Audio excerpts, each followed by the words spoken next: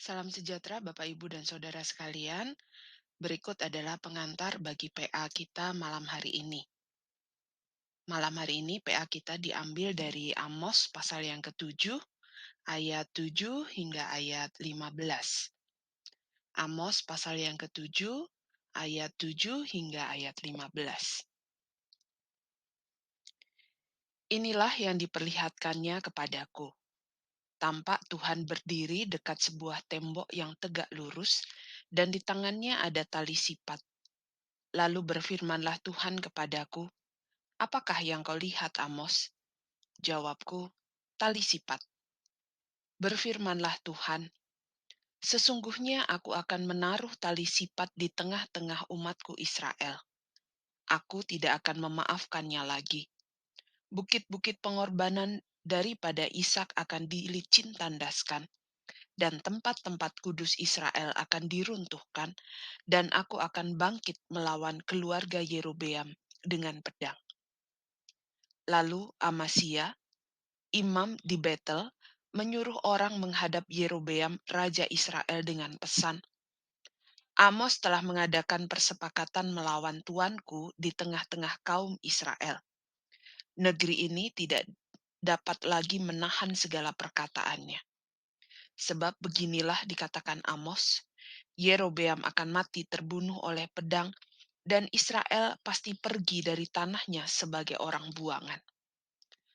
Lalu berkatalah Amasya kepada Amos, "Pelihat, pergilah, enyahlah ke tanah Yehuda, carilah makananmu di sana dan bernubuatlah di sana. Tetapi jangan lagi bernubuat di Betel, sebab inilah tempat kudus raja, inilah bait suci kerajaan."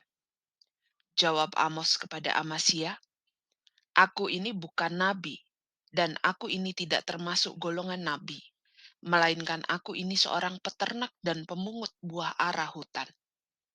Tetapi Tuhan mengambil aku dari pekerjaan menggiring kambing domba, dan Tuhan berfirman kepadaku, 'Pergilah, bernubuatlah terhadap umatku Israel.'" Saudara-saudara yang dikasihi oleh Tuhan Yesus Kristus, mungkin pertanyaan kita adalah siapa Amos? Jadi kalau kita berbicara soal Amos, Amos ini berbeda dengan Yeremia, Yesaya, maupun nabi-nabi lainnya. Karena sejak semula Amos ini sebenarnya bukanlah seorang nabi, melainkan dia seorang peternak domba. Dia mengatakan bahwa dirinya ini adalah seorang pemungut buah ara hutan, dan dia berasal dari Tekoa, ya kira-kira 20 kilometer dari 20 kilometer selatan Yerusalem. Jadi sebenarnya Amos ini berasal dari kerajaan Yehuda. Namun dia dipanggil oleh Tuhan dan dia diberi tugas untuk memberitakan nubuat kepada kerajaan Israel Utara. Nah, saudara-saudara, latar belakangnya adalah Israel ini sudah terpecah menjadi dua kerajaan. Ya, ada Israel Utara dan Yehuda.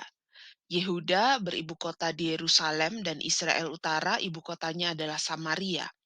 Dan mereka sendiri, orang-orang Israel Utara ini mendirikan dua tempat ibadah, yaitu di Betel dan di Dan, supaya mereka tidak perlu pergi ke Yerusalem.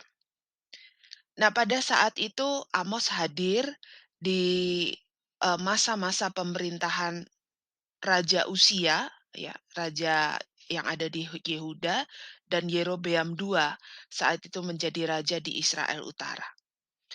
Kondisi saat itu sebenarnya relatif damai, dalam arti tidak ada ancaman dari bangsa lain, mereka tidak ada dalam penjajahan dalam bangsa lain, tapi kondisi damai, kondisi nyaman, kondisi yang enak ini sebenarnya gersang dan sangat berantakan. Mereka eh, hidup dalam ketenangan karena tidak ada bangsa lain yang menjajah, namun mereka ini justru menindas saudara-saudara mereka sendiri. Orang kaya menindas orang miskin, mereka hidup dalam keserakahan, umat Tuhan ini tetap beribadah kepada Tuhan, melakukan berbagai macam ritual keagamaan, namun sebenarnya hidupnya penuh dengan kepalsuan. Mereka tidak hidup sebagai umat Tuhan, mereka tidak melakukan apa yang difirmankan Tuhan. Nah, dalam kondisi ini, Amos diutus oleh Tuhan untuk memberitakan nubuatan. Jadi yang menjadi bacaan kita di ayat 7 hingga ayat ke-9 itu sebenarnya adalah penglihatan ketiga yang diberikan Tuhan kepada Amos soal penghukuman bagi Israel. Dalam penglihatan ketiga ini, Amos melihat Tuhan memegang tali sipat. Apakah tali sipat, saudara-saudara bisa memperhatikan gambar ini? Tali sipat ini adalah tali yang ujungnya digantungi semacam besi, dan gunanya adalah untuk mengukur apakah tembok yang dibangun itu miring atau tidak, sudah lurus atau belum. Jadi tali sipat ini dipakai oleh tukang-tukang bangunan untuk menentukan apakah tembok yang mereka bangun ini sudah dalam keadaan benar. Nah, Allah menunjukkan tali sipat kepada Amos. Ini merupakan satu perlambang bahwa Allah akan mengukur umatnya karena praktek ketidakadilan dan ketidakbenaran dalam kehidupan mereka. Jadi Allah mau mengukur sejauh mana kehidupan Israel itu sudah lurus di hadapannya atau tidak. Dan dilanjutkan dengan nubuat penghukuman bagi Israel. Allah akan menghancurkan tempat-tempat ibadah, tempat-tempat di mana mereka biasa melakukan ritual keagamaan, karena semua yang dilakukan Israel itu hanyalah satu bentuk kepalsuan. Lalu di ayat 10 hingga 15 kita bisa menemukan ada satu tokoh yang bernama Amasya. Jadi Amasya ini adalah imam kepala di Betel, tempat bait suci kerajaan Israel Utara. Dan ketika Amos menyampaikan nubuat penghukuman dari Tuhan, Amasya ini merasa bahwa Amos menjadi ancaman bagi mereka. Bagaimana tidak, saudara-saudara? Amos menyampaikan bahwa Israel akan menerima penghukuman. Pada saat itu Israel merasa aman dengan bersembunyi di balik semua ritual keagamaan dan ibadah-ibadah palsu yang mereka lakukan. Mereka merasa dengan semua itu Tuhan sudah cukup disuap, disogok, dan tidak akan berbuat apa-apa ataupun tidak akan menghukum mereka.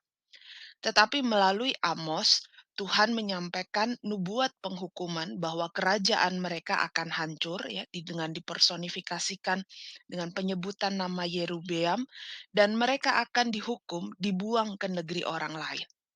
Dan tentu saja apa yang disampaikan Amos ini dipandang sebagai sebuah ancaman bagi mereka, bagi kenyamanan mereka saat itu.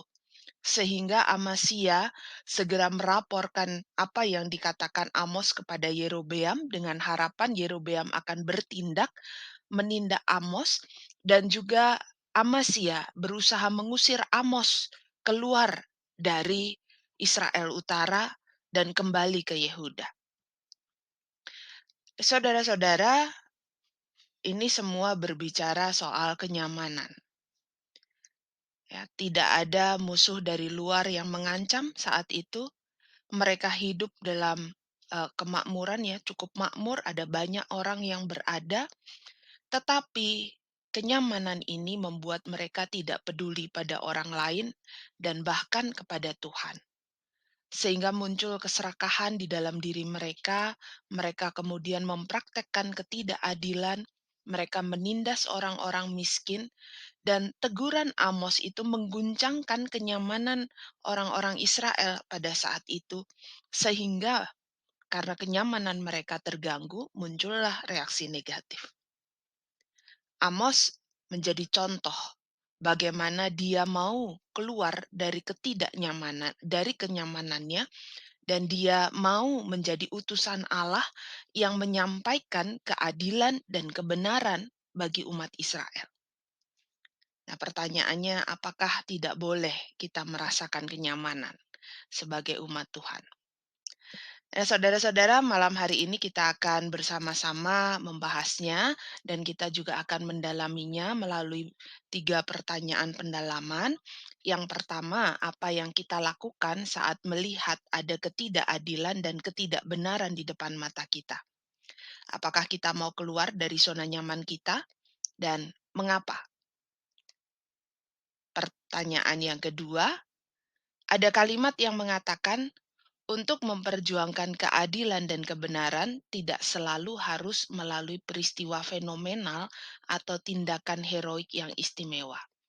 Untuk pernyataan ini, apakah pendapat saudara? Dan yang ketiga, apa tindakan konkret yang dapat saudara lakukan dalam memperjuangkan keadilan dan kebenaran dalam kehidupan sehari-hari kita sebagai umat Allah? Demikian pengantar PA malam nanti. Selamat mempersiapkan diri.